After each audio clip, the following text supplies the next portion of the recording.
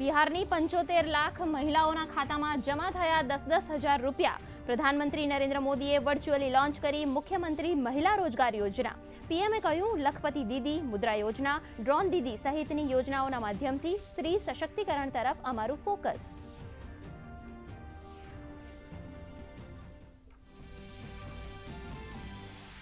નવી દિલ્હીના રાષ્ટ્રપતિ ભવન ખાતે યોજાયો જીઓ સાયન્સ એવોર્ડ 2024 વિતરણ સમારંભ.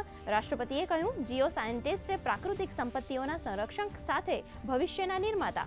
દેશને નવાચાર સાથે ટકાઉપણા અને આત્મનિર્ભર બનાવવા તરફ લઈ જવા રાષ્ટ્રપતિનું આહ્વાન.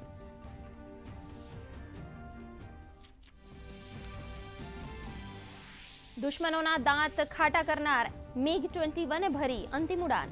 63 વર્ષ બાદ થયું રિટાયર્ડ. MiG-21 1965, 1971, કારગિલ સહિતના યુદ્ધનું સાથી. સંરક્ષણ મંત્રીનો હુંકાર. કયું પરિવર્તનથી ગભરાવું નહીં, પણ નવી ઉર્જાથી આગળ વધવું એ શીખ આપે છે MiG-21.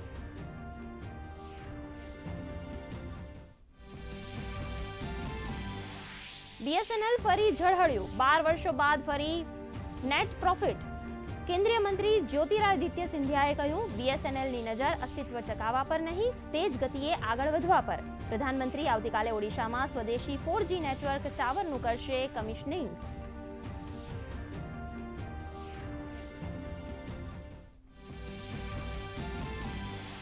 આત્મનિર્ભર ભારતના અભિયાનને મળશે વધુ વેગ.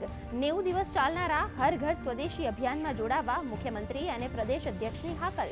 કેન્દ્રીય મંત્રી મનસુખ માંડવિયાએ પોરબંદર ખાતે યુવાઓ સાથે સંવાદ સાધી અભિયાનમાં જોડાવા કર્યો અનુરોધ.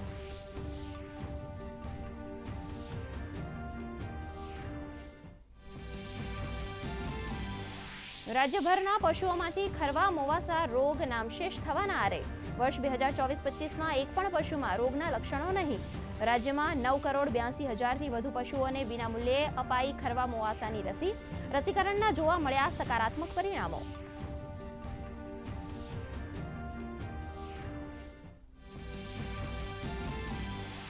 નાગરિકોના આરોગ્ય સાથે ચેડા કરનાર ખાદ્ય એકમો સામે ફૂડ એન્ડ ડ્રગ્સ વિભાગની તવાઈ. સુરેન્દ્રનગરમાં 17 દુકાનો અને હોટેલમાં દરોડા પાડી 35 નમૂનાઓ લેવાયા.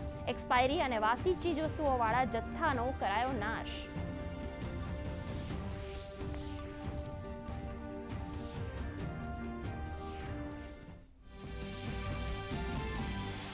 ખેલૈયાઓ માટે માઠા સમાચાર. અમદાવાદમાં આજે વાદળછાયા વાતાવરણ વચ્ચે હળવા વરસાદની શક્યતા.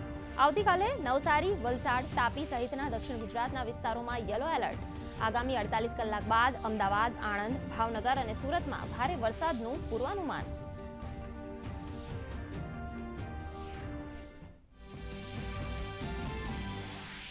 ટ્રમ્પના ફાર્મા ટેરિફ બોમ્બથી ભારતીય શેર બજારને અસર. સેન્સેક્સમાં 733 તો નિફ્ટીમાં 233 આંકનો ઘટાડો. આઈટી, ફાર્મા ઇન્ડેક્સમાં કડાકો. સોના ચાંદીમાં આગેકૂચ. ડોલર સામે રૂપિયો 5 પૈસા નબળો.